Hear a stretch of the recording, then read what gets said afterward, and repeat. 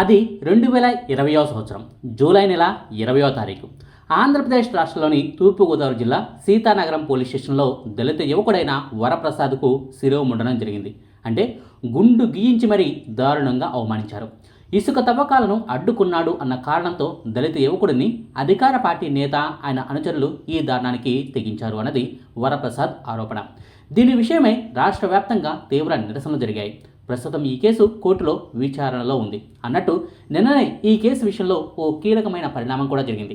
ఈ కేసును కొట్టేయండి అంటూ నిందితులు హైకోర్టులో ఓ పిటిషన్ను గతంలో దాఖలు చేశారు. అయితే ఈ పిటిషన్లను ఏపీ హైకోర్టు నిన్న కొట్టేసింది. ఈ కేసులో విచారణ జరిగి తీరాల్సిందేనని, తప్పు చేసిన వారికి శిక్ష పడాల్సిందంటూ హైకోర్టు కీలక వ్యాఖ్యలు చేసింది. ఈ ఘటనలో బాధితుడికి న్యాయం జరుగుతుందో లేదో తెలియదు, కానీ ఈ కేసు మాత్రం దుష్యంత్ మెదడులో బలంగా నాటుకుపోయింది. ఆయనెవరా అంటారా? అంబాజీపేట్ మ్యారేజ్ బ్యాండ్ సినిమా దర్శకుడు ఈయనే. దుష్యంత్ కటికనేని అన్నది ఆయన పూర్తి పేరు. రియల్ లైఫ్లో జరిగిన ఈ శిరోముండనం కేసు చుట్టూ కల్పిత కథను అల్లి సినిమాగా తీయాలని 4 ఏళ్ల క్రితమే అనుకున్నాడు. సుహాస్ను హీరోగా పెట్టి ఈ అంబాజీపేట మ్యారేజ్ బ్యాండ్ అనే సినిమాను తెరకెక్కించాడు. ఈ సినిమా కథ చాలా సింపుల్ అండి. అందరూ చెప్పినట్టు ఈ సినిమాలో కథ ఇది అని నేను చెప్పను, కానీ ఈ సినిమా కథకు సంబంధించిన కోర్ పాయింట్ను మాత్రం వెరైటీగా చెప్పడానికి ట్రై చేస్తాను. ఈ సినిమా కథ గారు అనే పదం కోసం జరిగిన పోరాటంలా అనిపించింది. అవును, పేరు చివర గారు అనే పదం లేకపోతే ఆ ఊళ్ళో అగ్రకులానికి చెందిన విలన్కు ఒళ్ళు మండిపోతుంది. తక్కువ కులం వాళ్ళను కనీసం ముట్టుకోడు. ఎవరి చేయైనా పొరపాటున టచ్ అయినా కూడా ఇంటికి వచ్చి స్నానం చేసే క్యారెక్టర్ అన్నమాట. అదే సమయంలో అదే ఊళ్ళో ఓ అమ్మాయి ఉంటుంది. సాయిగాడు, సీనుగాడు, వీరుగాడు అంటూ తమ పేర్ల చివర గాడు అనే పదమేనా, మాకు కూడా గారు అని పిలిపించుకోవాలని ఉండదా అన్న ఆలోచనతో మంచిగా చదువుకుంటుంది, టీచర్ అవుతుంది. తనను కూడా టీచర్ అమ్మగారు అని అంతా పిలుస్తారు అనుకునే సమయానికి ఆమె పరువును బజారుకి ఈడుస్తాడు విలన్. ఆ టీచర్ అమ్మకు ఓ తమ్ముడు ఉంటాడు. ఈ కథలో హీరో అనమాట. విలన్ చెల్లెనే ప్రేమిస్తూ ఉంటాడు. మరి హీరోయిన్ అన్న వల్ల తన అక్కయ్యకు, ఆ తర్వాత తనకు అవమానం జరిగితే హీరో ఏం చేశాడు అన్నదే సినిమా కథ. ఆత్మ గౌరవం కోసం ఈ అక్కా తమ్ముడు చేసే పోరాటమే ఈ సినిమా కథ. ఈ సినిమాలో ముగ్గురు గురించి నేను ప్రముఖంగా చెప్పాలి అనుకుంటున్నాను. అందులో మొట్టమొదటి వ్యక్తి హీరో సుహాస్.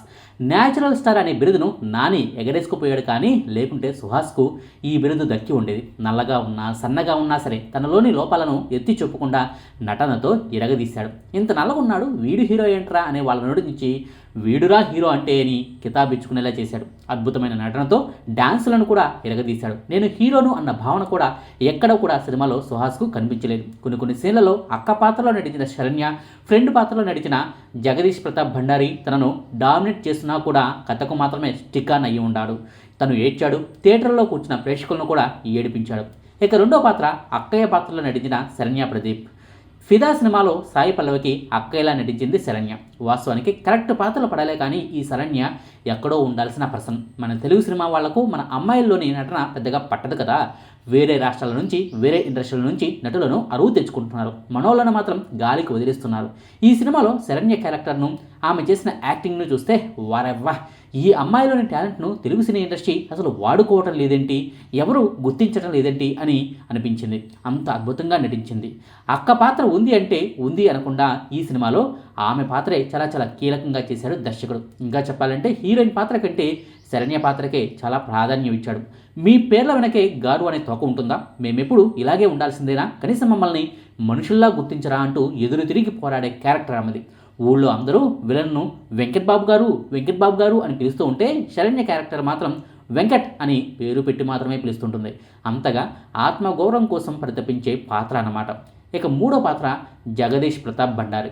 వాస్తవానికి మనోడు ఇప్పుడు ఏదో కేసులో ఇరుక్కున్నాడు అనుకుంటా. ఓ యువతి అనుమానాస్పద మృతి కేసులో మనోడిని కొద్ది రోజుల క్రితం అరెస్ట్ చేసినట్టు గుర్తు. అయితే పుష్ప సినిమాలో కేశవ్ పాత్ర కంటే ఈ సినిమాలో సంజీవ్ పాత్ర మనోడికి చాలా పేరును తెచ్చిపెడుతుంది. ఫ్రెండ్ను కాబట్టే ఇన్నాళ్ళు నేను మా వాడి ప్రేమకు సాయం చేశాను, కానీ వాడి ప్రాణాలను తీసే సాయం మాత్రం నేను చేయను అంటూ హీరోయిన్తో ఓ డైలాగ్ని చెప్పేటప్పుడు మనోడిలో నటనను చూడాలి. ఇరగదీశాడంతే. అంతేకాదు, ఫస్ట్ హాఫ్లో కంటే సెకండ్ హాఫ్లోనే జగదీష్కు కొన్ని మంచి సీన్లు పడ్డాయి. సెంటిమెంట్ను తెగ పండించే పాత్ర అది ఏంటి అన్నది రివీల్ చేయను, కానీ హీరో సుహాస్ పాత్ర కంటే మనోడి పాత్రను చూసే, జగదీష్ పాత్రను చూసే ప్రేక్షకులకు కన్నీళ్లు వస్తాయి. ఆ సెంటిమెంట్ సీన్లలో అయితే జగదీష్ ప్రతాప్ హీరోని కూడా డామినేట్ చేసేశాడు. యాక్టింగ్లో ఇంత టాలెంట్ ఉన్న జగదీష్ అనవసరంగా కేసులో ఇరుక్కోకుండా పద్ధతిగా 4 మంచి సినిమాలు చేసుకుంటూ పోతే మంచి పేరు వస్తుంది, ఇండస్ట్రీలో 4 కాలాల పాటు ఉంటుంటాడు. ఇక ఈ సినిమాలో ఈ ముగ్గురి పాత్రలే నాకు చాలా చాలా బాగా నచ్చాయి. మీకు కూడా ఈ పాత్రలే బాగా నచ్చుతాయి కూడా.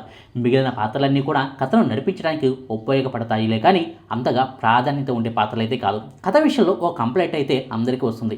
తెలిసిన కథే, రొటీన్ కథే, తర్వాత ఏం జరుగుతుంది అన్నది కూడా అందరికీ తెలిసిన కథే అని కామెంట్లు వస్తాయి. కానీ తెలిసిన కథతోనే క్లైమాక్స్ దాకా ప్రేక్షకులకు బోర్ కొట్టించకుండా నెట్టుకొచ్చాడు చూడండి, అది గొప్పతనం. కథ పాతదే అయినా స్క్రీన్ ప్లేతో మాయ చేశాడు. ఫస్ట్ హాఫ్లో కాస్త స్లోగా కథను నడిపించినా అసలు పాయింట్కి వచ్చిన తర్వాత అస్సలు ఆగలేదు. ఓ మేజర్ సీక్వెన్స్తో ఇంటర్వెల్ సీన్ పడుతుంది. ఆ తర్వాత అదే పాయింట్కు స్టికాన్ అయ్యి కథను నడిపిస్తూ ఉంటాడు.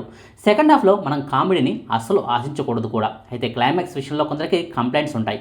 ఈ సినిమా క్లైమాక్స్ ఇలా బాగాలేదు అని చాలామందికి అనిపిస్తూ ఉంటుంది. కానీ ఎప్పుడు మలయాళ సినిమాలను చూసి ఇవిరా కల్ట్ సినిమాలు అని భావించే మనం మన ఇంటి కూర రుచి మాత్రం బాగాలేదు అని ఎద్దేవా చేయటం మాత్రం తగదు. నాకైతే ఈ సినిమా క్లైమాక్స్ ఇలాగే ఉండాలని అనుకున్నాను. ఇదే కరెక్ట్ కూడా. వాస్తవానికి ఈ సినిమా పోస్టర్లను తీర్చిదిద్దిన తీరును చూస్తే 2 రకాల క్లైమాక్స్లతో సినిమా షూటింగ్ను చేసినట్టు అర్థమైపోతుంది. ఇదిగో ఈ పోస్టర్ను చూడండి. మ్యారేజ్ బ్యాండ్ ట్రూప్ డ్రెస్సుతో హీరో, మనోడి వెనకే హీరోయిన్, ఇద్దరూ కలిసి లేచిపోతున్నట్టుగా పోస్టర్ ఉంది కదా. ఈ సినిమాలో ఈ పోస్టర్కు సంబంధించిన సీన్లు అస్సలు కనిపించలేదు. క్లైమాక్స్లో హీరోతో హీరోయిన్ లేచిపోతే ఎలా ఉంటుంది, హీరోయిన్ను హీరో త్యాగం చేస్తే క్లైమాక్స్ ఎలా ఉంటుంది అన్నట్టుగా 2 రకాల క్లైమాక్స్ను తీసి 2 వర్షన్లు చూసిన తర్వాత త్యాగం పాళ్ళు ఉన్న క్లైమాక్స్కే ఓటు వేసినట్టుగా అనిపించింది. అందుకే ఈ పోస్టర్లలో ఉన్న సీన్లు సినిమాలో కనిపించలేదన్నమాట. ఈ సినిమాను ఇంత బోడుతున్నావు, అసలు మైనస్లే లేవా అంటారేమో. ఫస్ట్ హాఫ్లో కొన్ని సీన్లు, సెకండ్ హాఫ్లో అక్కడక్కడ కథకు అడ్డం పడే కొన్ని సీన్లు ఉంటాయి. కాస్త సాగదీసినట్టుగా అనిపించాయి. అదే సమయంలో హీరో అక్కయ్యకు అంత అన్యాయం జరిగిన తర్వాత ఆమెను ఒంటరిగా ఏ తల్లిదండ్రులు కూడా వదిలిపెట్టరు. సిటీలో కంటే పల్లెటూళ్ళలో ఇలాంటి పట్టింపులు ఎక్కువగా ఉంటుంటాయి. కానీ సినిమాలో మాత్రం అది మిస్ చేశారు. అంతేకాదు సెకండ్ హాఫ్లో ప్రీ క్లైమాక్స్ సీన్లో విలన్ ఇంట్లో ఏదో శుభకార్యం ఉందని హీరో ప్లస్ హీరో సిస్టర్ వాళ్ళ గ్యాంగు తమ నిరసనలకు బ్రేక్ ఇవ్వడం కూడా అంతగా లాజికల్గా అనిపించలేదు. ఇక మరో విషయం ఏంటంటే, ఊళ్ళో ఆత్మగౌరవం కోసం ఓ యువతి ఇంత రచ్చ చేస్తుంటే అది పొలిటికల్గా టర్న్ తీసుకోవడం ఖాయం కదా. కానీ అదేమీ కూడా ఇందులో కనిపించవు. రియాలిటీకి దగ్గరగా ఈ సినిమాను దర్శకుడు తీశాడు, కానీ ఈ సీన్లలో మాత్రం లాజిక్లను మరిచాడు. వీటన్నిటిని పక్కన పెట్టేసిన క్లైమాక్స్లో విలన్ పాత్రధారికి వేసిన శిక్ష ఉంది చూశారు, అది సినిమాటిక్గా సరిపోతుంది, కానీ రియాలిటీలో మాత్రం అది వర్కౌట్ అవ్వదు. ఇదేమి బాహుబలి సినిమాల కాలం కాదు కదా. ప్రత్యేకించి ఈ సినిమా పేరునే ఎందుకు చెప్పాను అన్నది కూడా మీకు సినిమా చూస్తేనే అర్థమవుతుంది. ఇక ఇంత చెప్పిన నేను ఈ సినిమా పాటలు ఎలా ఉన్నాయి, బీజిఎం ఎలా ఉంది అన్నది చెప్పకపోతే కరెక్ట్ కాదు కదా. ఈ సినిమాలో పాటలు పర్లేదు, బాగానే ఉన్నాయి, కానీ బీజిఎం మాత్రం అదిరిపోయింది. ప్రత్యేకించి సెంటిమెంట్ సీన్లు వచ్చినప్పుడు మాత్రం ఆ బీజిఎం వల్లే అప్రయత్నంగానే మన కళ్ళలోంచి నీళ్లు వచ్చేస్తాయి. ఆ రేంజ్లో బీజిఎం ఉందన్నమాట. మొత్తానికైతే చిన్న చిన్న కంప్లైంట్సే అయినా ఈ అంబాజ్పేట్ మ్యారేజ్ బ్రాండ్ సినిమా అయితే సూపర్గా ఉంది. ఈ వీకెండ్కు ఎలాంటి అంచనాలు లేకుండా వెళ్ళండి. హాయిగా ఓ మంచి సినిమాను చూసిన తృప్తితో బయటకు వస్తారు. ఇదండి అంబాజ్పేట్ మ్యారేజ్ బ్యాండ్ సినిమా రివ్యూ. మీకు ఈ వీడియో నచ్చితే లైక్ చేయండి, షేర్ చేయండి. మరిన్ని ఆసక్తికరమైన వీడియోల కోసం మా కొత్త ఛానల్ను సబ్స్క్రైబ్ చేయడం మాత్రం మర్చిపోకండి. Thank you.